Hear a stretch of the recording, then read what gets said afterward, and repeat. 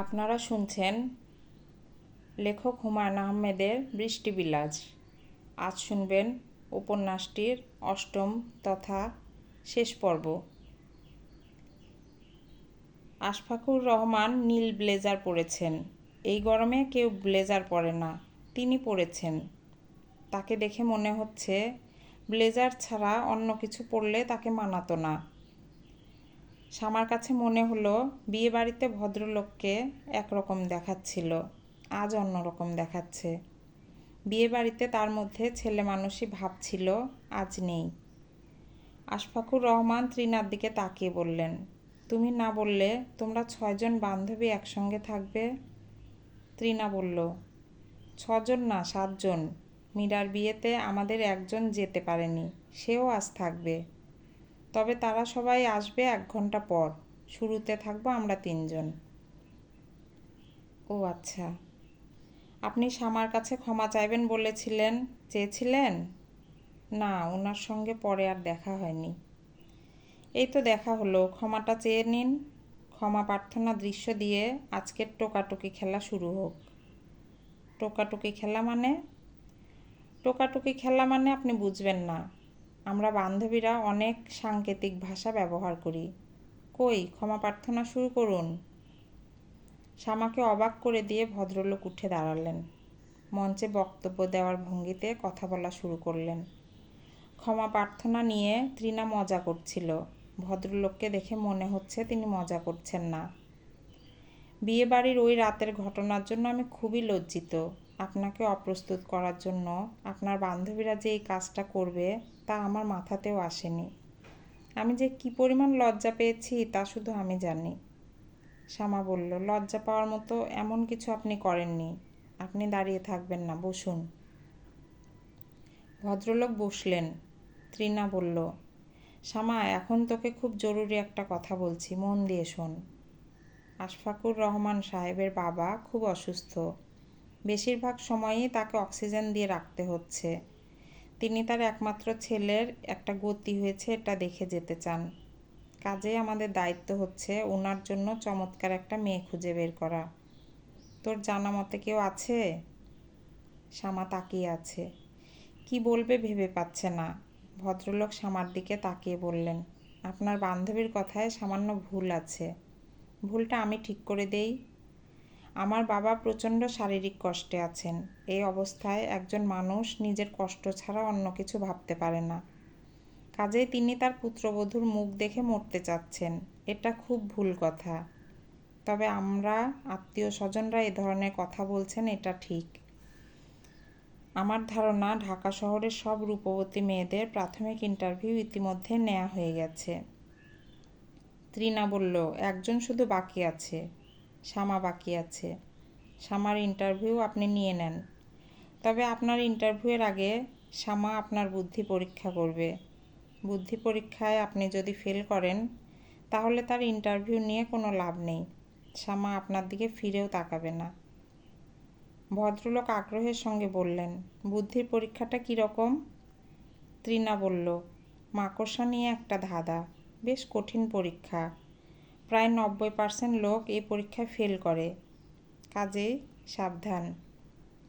শামা বলল, তৃণা আপনার সঙ্গে ঠাট্টা করছে। ধাঁধা জিজ্ঞেস করে কি আর মানুষের বুদ্ধি পরীক্ষা করা যায়? ভদ্রলোক বললেন, তবু শুনি, আমার শুনতে ইচ্ছা করছে। তৃণা বলল, শামা লজ্জা পাচ্ছে, সে বলবে না। তার হয়ে আমি প্রশ্নটা করছি।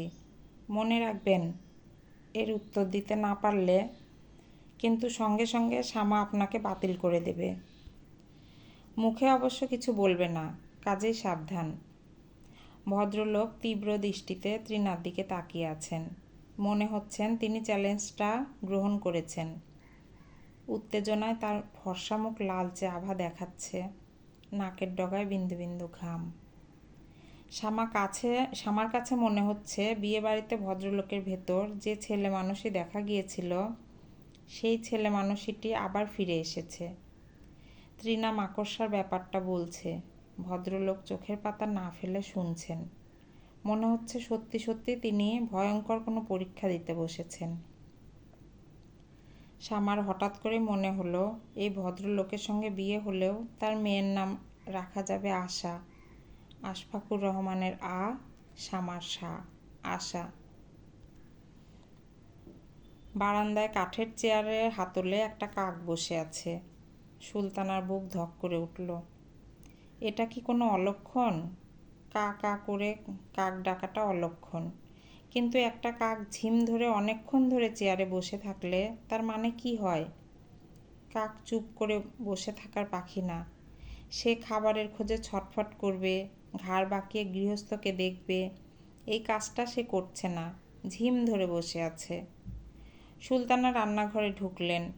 এশাকে কাক সম্বন্ধে জিজ্ঞেস করতে হবে। তিনি জানেন এশা লক্ষণ অলক্ষণ বিষয়ে কিছুই জানেন না। আধুনিককালের মেয়েদের লক্ষণ বিচারের সময় নেই, তবু মনের শান্তির জন্য জিজ্ঞেস করা। সুলতানা চিন্তিত ভঙ্গিতে বললেন, এশা, একটা কাক তোর বাবার চেয়ারের হাতলে অনেকক্ষণ ধরে বসে আছে। এশা পায়েস রাঁধছিল। পায়েস রান্নার প্রধান কৌশল ক্রমাগত হাঁড়ির দুধ নাড়াচাড়া করা। একটু থামলেই দুধ ধরে যাবে, পায়েসে দুধ পড়া গন্ধ এসে যাবে। সে চামচ নাড়তে নাড়তেই বলল, কাক বসে আছে তো কি হয়েছে? কোনো অলক্ষণ না তো? এশা হেসে ফেলল। সুলতানা বললেন, কাকটাকে দেখে ভালো লাগছে না। কাক দেখে ভালো লাগার কোনো কারণ নেই মা। কাক তো ময়ূর না যে দেখে ভালো লাগবে। আজ সকাল থেকে তুমি লক্ষণ বিচার শুরু করেছ। দয়া করে মনটা শান্ত করো। পায়েসের মিষ্টি একটু চেখে দেখো। সুলতানা মিষ্টি চাখলেন। মিষ্টি বেশি হয়েছে না কম হয়েছে কিছুই বললেন না। তিনি খুবই অস্থির বোধ করছেন। তার অস্থির বোধ করার সঙ্গত কোনো কারণ আছে। শামার আজ রাতেই বিয়ে হয়ে যাবার সম্ভাবনা দেখা দিয়েছে। তৃণার উদ্যোগে আনা পাত্রের সঙ্গে বিয়ে সম্পর্কিত কথাবার্তা শেষ হয়েছে। পাত্রের নানিকে চিটাগাং থেকে আনা হয়েছে। তিনি সন্ধ্যার পর লোকজন নিয়ে শামাকে দেখতে আসবেন। তিনি যদি বলেন মেয়ে পছন্দ হয়েছে, তাহলে সঙ্গে সঙ্গে বিয়ে পড়ানো হবে। আব্দুর রহমান সাহেবকে কাজী এনে রাখার কথা বলা হয়েছে। তার নিকট আত্মীয় স্বজনকেও খবর দিয়ে রাখতে বলা হয়েছে। আব্দুর রহমান সাহেব বলেছেন, আমি সব খবর দিয়ে রাখলাম।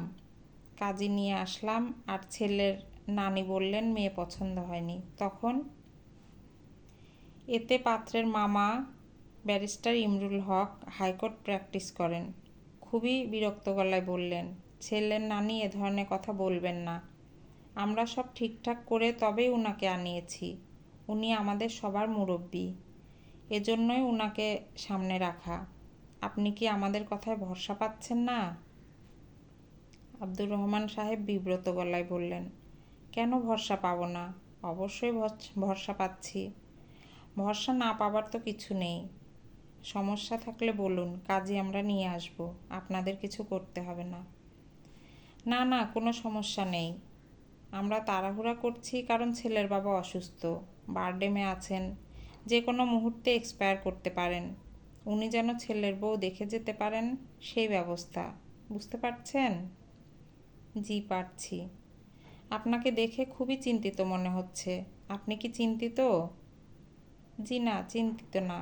শুধু শুধু চিন্তিত হব কেন? আব্দুর রহমান সাহেব মুখে বললেন, শুধু শুধু চিন্তিত হব কেন? আসলে তিনি খুবই চিন্তিত বোধ করছেন। এত বড় ঘরে তার মতো সাধারণ মানুষের সম্পর্ক করাটা ঠিক হচ্ছে কি না বুঝতে পারছেন না। তার চেয়েও বড় বেশি চিন্তিত সুলতানা। সুলতানার চিন্তার প্রধান কারণ, আজ সন্ধ্যের আগে যদি ছেলের বাবা মারা যায়, তাহলে তো আজ বিয়ে হবে না এবং অবশ্যই পাত্রপক্ষ পিছিয়ে পড়বে। তাদের মধ্যে কেউ না কেউ বলবে মেয়ে অলক্ষণা। বিয়ের কথা হলো অমনি ছেলের বাবা গেল মরে, শ্বশুর খাকি কন্যা। সুলতানা আজ সকাল থেকে যে শুধু লক্ষণ বিচার করছেন, এই কারণেই করছেন। শুধু কাকের ব্যাপারটা ছাড়া লক্ষণ বিচারের ফলাফল শুভ। অনেক দিন বৃষ্টি হচ্ছে না। আজ সকাল থেকে আকাশ মেঘে মেঘে কালো। আকাশের ভাব দেখে মনে হয় যে কোনো সময় বৃষ্টি শুরু হবে। বিয়ের দিন বৃষ্টি শুভ। বিয়ের দিন এশাকে দিয়ে পায়েস রান্না বসিয়েছেন। এর মধ্যেও সুলতানার একটা গোপন পরীক্ষা আছে। বিয়ের দিন কনের বাড়িতে রান্না করা পায়েস যদি ধরে যায় কিংবা পুড়ে যায় কিংবা পাতিল উল্টে পায়েস মাটিতে পড়ে যায় তাহলে বিরাট অলক্ষণ। এশার রান্না করা পায়েস খুব ভালো হয়েছে, এটা একটা ভরসার কথা। সুলতানা এক বাটি পায়েস এনে শামার ঘরে ঢুকলেন। শামা খুব মনোযোগ দিয়ে পায়ের নখ কাটছিল। সে নেল কাটার থেকে চোখ না তুলেই বলল, পায়েস খাবো না মা, দেখেই ঘেন্না লাগছে। পায়েস দেখে ঘেন্না লাগার কি আছে?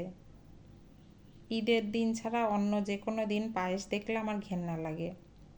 একটু চেয়ে দেখ, চেখে দেখ। চেখেও দেখব না, আজ আমার বিয়ের দিন, অন্তত আজকের দিনে আমাকে দিয়ে জোর করিয়ে কিছু করাবে না। বান্ধবীরা তো কেউ এখনো এলো না। সবাই আসবে, এখন তো মাত্র সকাল 10টা বাজে। এত টেনশন করছো কেন মা? শান্ত হয়ে একটু আমার পাশে বসো তো। সুলতানা বসলেন। শামা নখ কাটা বন্ধ রেখে মায়ের দিকে তাকিয়ে বলল, মা তুমি আমাকে একটা পরামর্শ দাও তো। কি পরামর্শ? খাতাউর সাহেব বিষয়ক একটা পরামর্শ। সুলতানা ক্ষীণ স্বরে বললেন। ওর কথা আসছে কেন? শামা বলল, ওর কথা আসছে কারণ ওরা আমাকে 1001 টাকা এবং একটা আংটি দিয়ে গিয়েছিল। আমার মনে হচ্ছে আজই এইসব ওদের ফেরত দেওয়া উচিত। আমি বাড়িওয়ালা চাচাকে বলে রেখেছি, উনি তার গাড়িটা আমাকে 3 ঘন্টার জন্য দিয়েছেন। আমি মন্টুকে নিয়ে বের হব, 2-1টা টুকটাক শপিং করব, তারপর খাতাউর সাহেবের বোনের বাসায় গিয়ে তার বোনের হাতে জিনিসগুলো দিয়ে আসব। তুমি দুশ্চিন্তাগ্রস্ত হবার কোনো কারণ নেই। খাতাউর সাহেবের সঙ্গে আমার দেখা হবে না, কারণ উনি খুবই অসুস্থ। ছাদের চিলেকোঠার ঘরে তাকে কিছুদিন হলো তালাবদ্ধ করে রাখা হচ্ছে। তুই এত খবর পেলি কোথায়? মাঝে মাঝে আমি ওই বাসায় টেলিফোন করি। কেন? মানুষটার অসুখটা কমলো কি না এটা জানার জন্য টেলিফোন করি। এই মানুষটা আমার স্বামীও হয়ে যেতে পারতো না? এখন আমাকে অনুমতি দাও, আমি আংটি ফেরত দিয়ে আসি। সুলতানা চিন্তিত গলায় বললেন, তোকে যেতে হবে না। তোকে যেতে হবে কেন? আংটি ফেরত দিতে হলে তোর বাবা গিয়ে ফেরত দিয়ে আসবে। শামা শান্ত স্বরে বলল, আংটি তো তারা বাবাকে দেয়নি, আমাকে দিয়েছে, কাজে আংটি আমাকেই ফেরত দিতে হবে। সুলতানা বললেন, তুই আমার পরামর্শ চেয়েছিলি, আমার পরামর্শ হলো তুই যাবি না। শামা বিছানা থেকে নামলো, বুক সেলফ থেকে একটা বই বের করলো। বইয়ের মাঝখানে রাখা একটা চিঠি বের করে মার দিকে বাড়িয়ে দিয়ে বলল, তুমি চিঠিটা পড়ো, তারপর আমাকে বলো আমার যাওয়া উচিত হবে কি হবে না। কার চিঠি? খাতাউর সাহেবের চিঠি। সে আবার কবে চিঠি লিখল? তিনি অসুস্থ হবার আগে চিঠিটা লিখেছেন। সুলতানা নিচু গলায় বললেন, আমি তো কিছুই বুঝতে পারছি না, সে চিঠি লিখবে কেন? তুই কি এই চিঠির জবাব দিয়েছিস নাকি? সুলতানা বলল, এত কথা বলছো কেন মা? চিঠিটা তুমি আগে পড়ো তো। সুলতানা চিঠি পড়ছেন। চিঠি পড়তে পড়তে গিয়ে তার হাত কাঁপছে। শামা, তোমার কাছে এই চিঠি লিখতে খুব অস্বস্তি লাগছে, খানিকটা লজ্জাও লাগছে। একবার ভাবলাম এই চিঠি লেখাটা তো তেমন জরুরি না, না লিখলেও চলে। কিন্তু পরে মনে হলো চিঠিটা না লিখলে নিজের কাছে ছোট হয়ে থাকবো। অন্তত এইটুকু আমার ব্যাখ্যা করা উচিত, কেন আমি অসুখের ব্যাপারটা পুরোপুরি গোপন রাখলাম। আমার ব্যাখ্যাটা যে তোমার কাছে গ্রহণযোগ্য হবে তা আমার মনে হচ্ছে না। আমার নিজের কাছেই ব্যাখ্যা গ্রহণযোগ্য না, তাহলে ব্যাখ্যাটা দিচ্ছি কেন? মানুষের স্বভাব হচ্ছে খুব বড় ধরনের ভুল করলেও কেন ভুল করলো তার একটা ব্যাখ্যা সে দাঁড় করায়। যতটা না অন্যের জন্য, তার চেয়ে বেশি নিজের জন্য। মূল কথা না বললে অন্য গীত গাইছি। তোমার নিশ্চয়ই খুব বিরক্ত লাগছে। একটু ধৈর্য ধরো, এক্ষুনি আমার সব কথা বলা হয়ে যাবে। আমার ছেলেবেলার একটা গল্প বলবো। গল্পটা শেষ হওয়া মানে আমার সব কথা শেষ হওয়া। আমার তখন 7 বছর বয়স, ক্লাস 2তে পড়ি। জন্ম থেকেই অসুখ বিসুখ আমার লেগেই আছে। 2 দিন পর পর জ্বরে পড়ি, ঠান্ডা লাগলেই সর্দি কাশি। বাবা আমার অসুখ নিয়ে খুবই বিরক্ত। একদিন আমার মাকে বললেন, শুধুমাত্র তোমার পুত্রের চিকিৎসার জন্য বাড়িতে একজন ডাক্তারকে জায়গির রাখা দরকার। ডাক্তার ঘরেই থাকবে, খাবে আর 12 মাস আমার ছেলের চিকিৎসা করবে। তবে আমি সিদ্ধান্ত নিয়েছি ওর চিকিৎসা আমি করব। প্রতিদিন আমার সঙ্গে সে 1 মাইল হাঁটবে। ফজরের নামাজের পর একে তুমি কানে ধরে বিছানা থেকে তুলবে। আমি রোজ একে নিয়ে শান্দিকোনা পুলের কাছের বটগাছ পর্যন্ত যাব, আবার ফিরে আসব। এই চিকিৎসার নাম হাঁটা চিকিৎসা। এই চিকিৎসা 1 মাস করলে তোমার ছেলের আর কোনো চিকিৎসা লাগবে না। ঝড়, বৃষ্টি, তুফান, সাইক্লোন, টাইফুন কোনো অবস্থাতেই এই হাঁটা চিকিৎসা বন্ধ হবে না।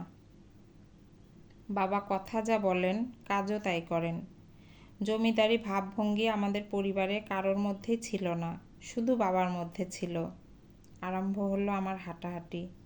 শুরুতে ব্যাপারটা যত ভয়ঙ্কর হবে বলে আমার মনে হচ্ছিল, দেখা গেল ব্যাপার তেমন ভয়ঙ্কর না। বাবার মতো গভীর ভারিক্কি ধরনের মানুষও সারা পথই আমার সঙ্গে গল্প করেন। যে বাবার ভয়ে বাড়ির সবাই তটস্থ হয়ে থাকে, দেখা গেল সকালবেলায় বাবা সেই বাবা না। সকালবেলার বাবা খুবই মজার একজন মানুষ। এক এক দিন তিনি এক এক রকম মজা করতে করতে হাঁটেন। আমি মহা উৎসাহে তার আঙুল ধরে থাকি। আমার বড়ই ভালো লাগে। একদিন ভোরে আকাশ খুব মেঘলা করেছে, বৃষ্টি নামি নামি করছে। বাবা আমাকে নিয়ে বের হবেন। মা বললেন, দিন খারাপ, ঝড় বৃষ্টি হবে, আজ বের না হলে হয় না। বাবা ধমক দিয়ে বললেন, কি বলেছিলাম, ঝড় বৃষ্টি, তুফান, সাইক্লোন কোনো অবস্থাতেই হাঁটা বন্ধ হবে না। মা বললেন, ছাতা নিয়ে যান। বাবা বললেন, ছাতা কিসের, বৃষ্টি হলে ভিজতে ভিজতে যাব, এতে শরীর পোক্ত হবে। সামান্য ঠান্ডা বাতাস লাগলেই সর্দি জ্বর এসব হবে না। আমি বাবার হাত ধরে রওনা হলাম। শান্দিকোনা পুলের বটগাছের কাছে যাওয়ার আগেই তুমুল বর্ষণ শুরু হলো। বাবা বললেন, বৃষ্টিতে ভিজতে তোমার কেমন লাগছে রে বেটা? আমি বললাম, ভালো। বাবা হাসতে হাসতে বললেন, এক কাজ করো, শার্ট প্যান্ট খুলে নাঙ্গু হয়ে যাও।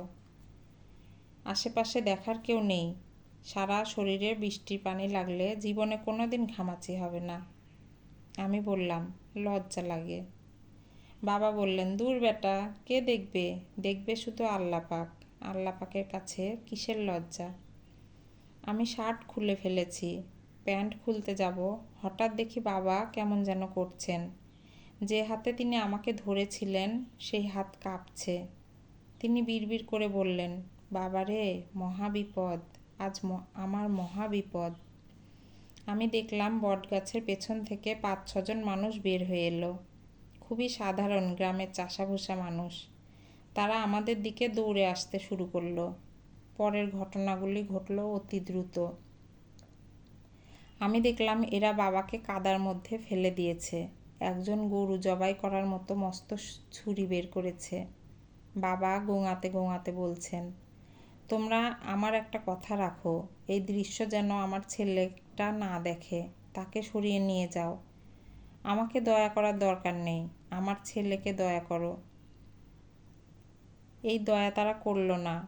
বাবার কাছ থেকে 4-5 হাত দূরে দাঁড়িয়ে এই ভয়ঙ্কর দৃশ্য আমি দেখলাম। লোকগুলি যেমন দ্রুত এসেছিল সেরকম দ্রুতই চলে গেল। আমি দাঁড়িয়ে রইলাম আমার জবাই করা বাবার পাশে। কি বৃষ্টি! বাবার উপর বৃষ্টির পানি পড়ছে, আর সেই পানি দেখতে দেখতে টকটকে লাল হয়ে যাচ্ছে। আমি এক মুহূর্তের জন্যেও বাবার ওপর থেকে দৃষ্টি সরিয়ে নিতে পারলাম না। আমি তাকিয়েই রইলাম। সেই থেকে আমার অসুখের শুরু। 2-3 বছর পর পর বর্ষার সময় অসুখটা হয়। যখন খুব বৃষ্টি হতে থাকে তখন বৃষ্টির দিকে তাকালে হঠাৎ মাথার ভেতরটা ফাঁকা হয়ে যায়। হঠাৎ মনে হয় আমি একটা খোলা মাঠে দাঁড়িয়ে আছি, আমার গায়ে বৃষ্টির ফোঁটা পড়ছে, আর বৃষ্টির ফোঁটাগুলো অদ্ভুত উপায়ে লাল টকটকে হয়ে যাচ্ছে। আমাকে সুস্থ করার অনেক চেষ্টা করা হয়েছে। বড় বড় ডাক্তাররা আমাকে দেখেছেন। আমাকে কলকাতায় নিয়ে যাওয়া হয়েছে। সেখানে একজন বড় সাইকিয়াট্রিস্ট আমাকে দেখেছেন। কোনো লাভ হয়নি। সেই সাইকিয়াট্রিস্ট আমাকে বলে দিয়েছেন আমি যেন কখনো বৃষ্টি না দেখি। আকাশে মেঘ করলেই আমি যেন ঘরে ঢুকে দরজা জানলা বন্ধ করে বসে থাকি। সে চেষ্টাই এখন করি। এই হলো আমার গল্প। খুবই ভয়ঙ্কর গল্প। আমি চেষ্টা করেছি সহজভাবে বলতে। তা কি আর সম্ভব? এমন ভয়ঙ্কর গল্প কি আর সহজ করা সম্ভব? শ্যামা, এখন আমি বলি আমি আমার অসুখের কথাটা কেন গোপন করলাম। কেন জানি একসময় আমার মনে হলো প্রবল বৃষ্টির সময় কেউ যদি গভীর মমতায় আমার হাত ধরে থাকে এবং আমার কানে কানে বলে, কোনো ভয় নেই, আমি তোমার পাশে আছি, আমি তোমার হাত ধরে আছি, আমি এক মুহূর্তের জন্যও হাত ছাড়ব না, তাহলে হয়তো আমার অসুখটা হবে না। একসময় বৃষ্টিটা আমার কাছে সহনীয় হয়ে উঠবে। কে জানে, একদিন হয়তো সেই মেয়েকে সঙ্গে নিয়ে বৃষ্টিতে ভিজতে পারবো। আমার এ ধরনের চিন্তার পেছনে কোনো যুক্তি ছিল না, ছিল বিশ্বাস। ডুবন্ত মানুষ খড়কুটো চেপে ধরে, আমিও তাই করতে চেয়েছি। আমি খুবই ভুল করেছি।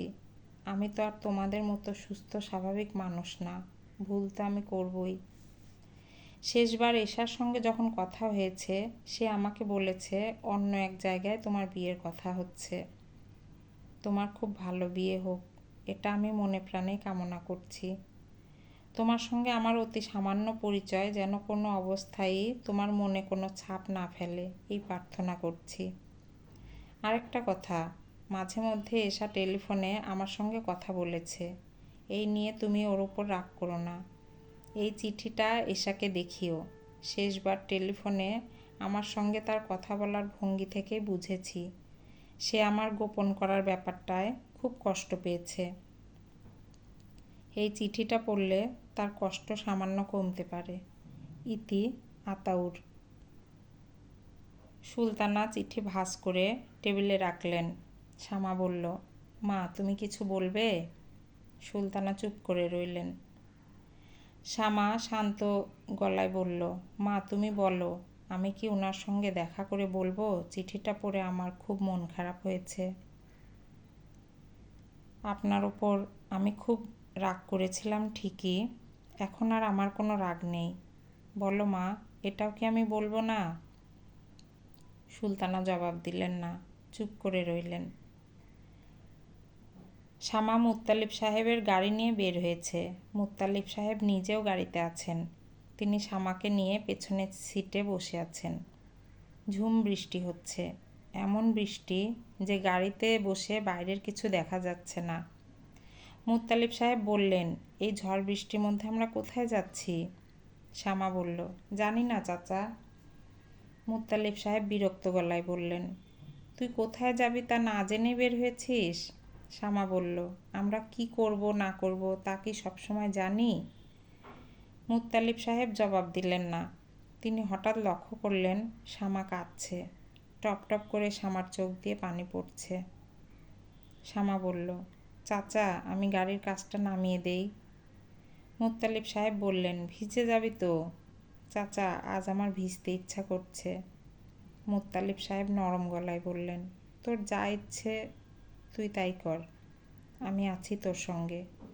মারে, তুই কাঁদছিস কেন? শ্যামা জবাব দিল না। সে জানালার কাচ নামিয়ে মুগ্ধ হয়ে বৃষ্টি দেখছে। সে কি করবে? সে কি গাড়িতে করে খানিকক্ষণ ঘুরে বাসায় ফিরে যাবে? যে মানুষটা মাকড়সার ধাঁধার সঠিক জবাব দিতে পেরেছিল তার সঙ্গে জীবন শুরু করবে?